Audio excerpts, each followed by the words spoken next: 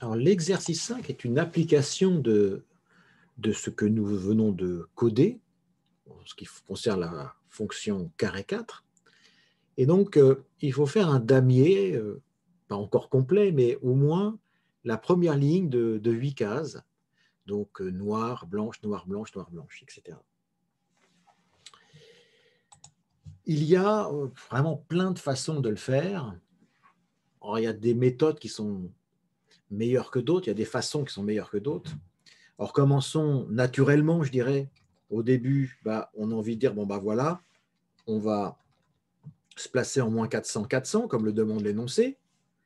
Et puis, on va tracer un carré de largeur 100 pixels, black, et le premier est rempli.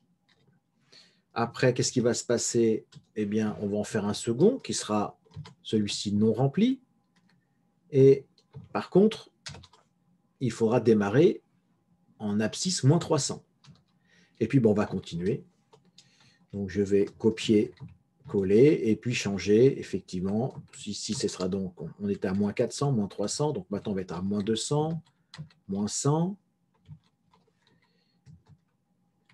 Puis 0, puis 100, et enfin 200 et 300. Voilà, bon, alors ça va marcher, mais c'est quand même moche comme façon de programmer. Pourquoi c'est moche? Eh bien, parce qu'on a répété une série d'instructions en faisant des copier-coller, en changeant une variable. Ça sent quand même à plein nez la boucle pour, cette histoire. Bon, en tout cas, ça fait le boulot. 4, 6, il y en a bien 8. Alors, comment mieux faire le boulot? Alors, je vais mettre ces lignes en commentaire. Alors, elles sont quand même utiles dans la mesure où elles vont nous permettre de réfléchir sur la boucle pour. Donc, on va faire une boucle pour. Alors là, il y a encore deux possibilités, enfin, au moins deux, même vers trois pour trois boucles pour possibles. Alors, souvent, ce que font les élèves, ils prennent ces deux instructions et ils les répètent donc. Alors, combien de fois on les répète? Donc, une première fois, une deuxième fois, une troisième fois, une quatrième fois. On les répète 4 fois. Donc, for i in range de 4. Ils écrivent les deux instructions. Alors, bien sûr, qu'est-ce qu'il faut changer ici? Parce que si on ne change rien, eh bien, il va nous faire les deux premiers carrés, puis il va les répéter 4 fois, mais au même endroit, ce qui est complètement débile. Alors, il faut changer, bien évidemment. Le changement se fait au niveau des abscisses. Alors, la première abscisse, si on regarde, c'est moins 400. Puis après, moins 300. Puis après, moins 200, moins 100. Alors, on remarque que les abscisses, elles augmentent de 100 en 100.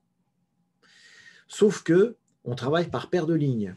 Donc, pour mieux le visualiser, donc dans la première ligne, on va passer de moins 400 au tour de boucle suivant, on devra passer à moins 200. Puis après à 0, puis après à 200. Donc là, on a compris que l'abscisse va augmenter de 200 en commençant par moins 400. Donc j'écris moins 400 plus 200 fois i. Comme ça, quand i vaut 0, cette affaire, ça vaut moins 400. C'est ce que je voulais. C'était ce résultat-là. Lorsque i vaut 1, eh bien, ça fait moins 400 plus 200. Donc j'ai bien rajouté 200 à moins 400, ce qui me fait arriver à moins 200. Puis après, je lui rajoute 200, puisque ça fera 200 fois 2. Puis après, je lui rajoute encore 200, etc. Donc, c'était la bonne formule. Et ici, bien sûr, on commence non pas à moins 400, mais à moins 300. Voilà, une première façon de faire qui est quand même un peu plus élégante que la précédente. On va vérifier que ça fait le travail. Voilà, pas de surprise. Et ça fait bien le saut. Et ça alterne bien. Donc là, on est content. Ça fonctionne bien. Alors, on peut encore réduire ça. On peut encore faire une autre méthode, alors qui est un peu plus subtile. En fait, cette méthode, elle consiste à faire une boucle qui va tourner 8 fois, donc i allant de 0 à 7. Et donc, on va marquer une seule ligne. On va marquer une seule instruction. On va marquer carré de 4 de, pour l'instant, je ne sais pas. Là, ce que je suis sûr, c'est 400. Ça, c'est sûr, c'est 100. C'est black. Et après, eh ben, je ne sais pas, parce qu'il faut que je mette des 0 et des 1. Alors déjà, c'est facile de trouver l'abscisse, puisqu'en fait, l'abscisse d'une ligne à l'autre, elle augmente de 100. Donc, on va commencer à moins 400 et on va rajouter 100 fois i. Donc, 100 fois 0, c'est rien au début. 100 fois 1, c'est-à-dire 1 fois 100 pour la deuxième ligne, pour le deuxième tour de boucle. Au troisième tour, on va rajouter 100 fois 2, etc. Donc, ça va bien faire le travail. Ça, mes abscisses sont bonnes. Maintenant, reste effectivement ce mystérieux nombre ici, parce qu'il faut mettre quelque chose qui fait tantôt 0, tantôt 1, en commençant par 0, puis en alternant 1, 0, 1, 0, 1, 0. Bien. Alors, on remarque que lorsque i va valoir 0, nous, on voudra 1. Quand i vaut 1, on voudra 0. Quand i vaut 2, on voudra ça. Quand i vaut 3, il vaut 4, il vaut 5, il vaut 6, il vaut 7. Donc, on voit bien que ça va dépendre de la parité de i. Alors, comment obtenir la parité de i? Il s'agit de faire calculer le reste de la division euclidienne. Le reste de la division euclidienne par 2, c'est 15 pour 2. Ça vous donne le reste de la division euclidienne de 15 par 2. Donc ici, 15 est impair, ça va donner 1. Si on avait pris 14, le reste de la division euclidienne de 14 par 2, quand vous faites la division, le reste est nul puisque 14 est divisible par 2, 14 est pair. Donc ça donne 0. Donc là, c'est pas mal. I pour 102, on le sent bien.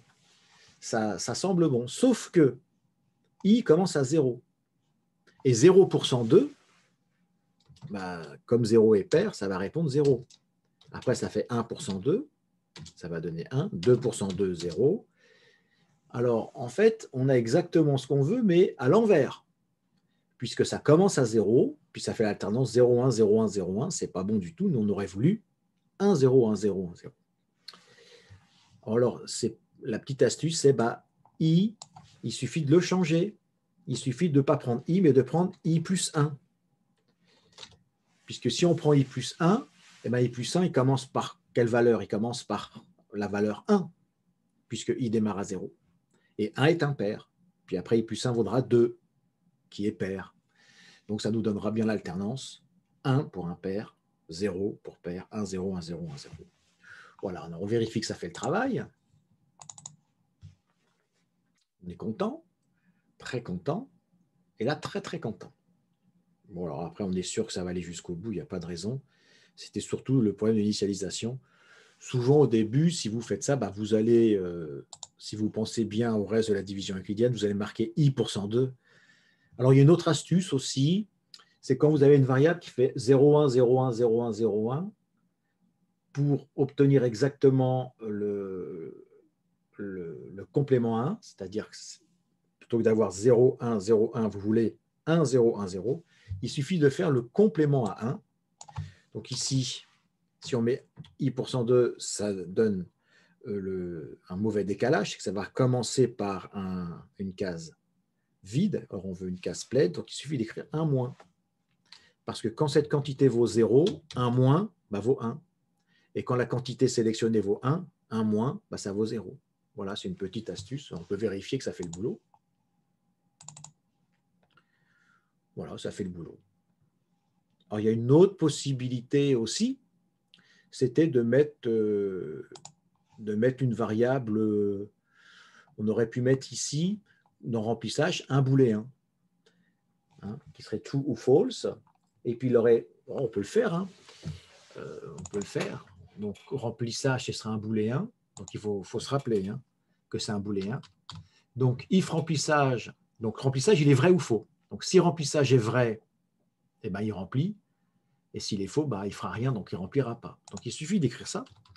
Alors, on peut écrire aussi if remplissage égale true, si vous voulez écrire tout, mais c'est la même chose. Mais on peut l'écrire, mais c'est plus long.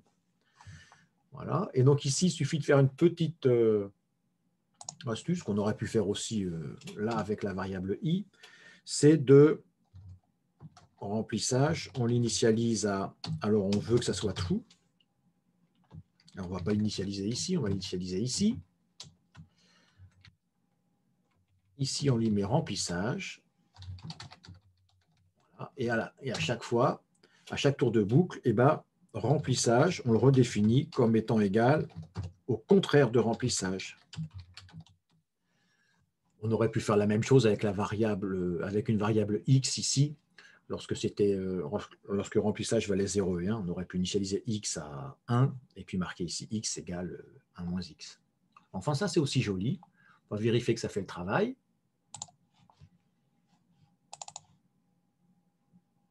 Voilà, bah, ça fait bien le travail. On va aller jusqu'au bout. On aurait pu accélérer un peu aussi. Voilà. Bien, alors la méthode la plus simple quand même, c'est celle où on avait quand même for in range de 4, où il y avait 2 lignes. Bon, c'est quand même, ce résultat est quand même acceptable. Bon, ces astuces-là, c'est quand même assez joli. Voilà pour l'exercice 5.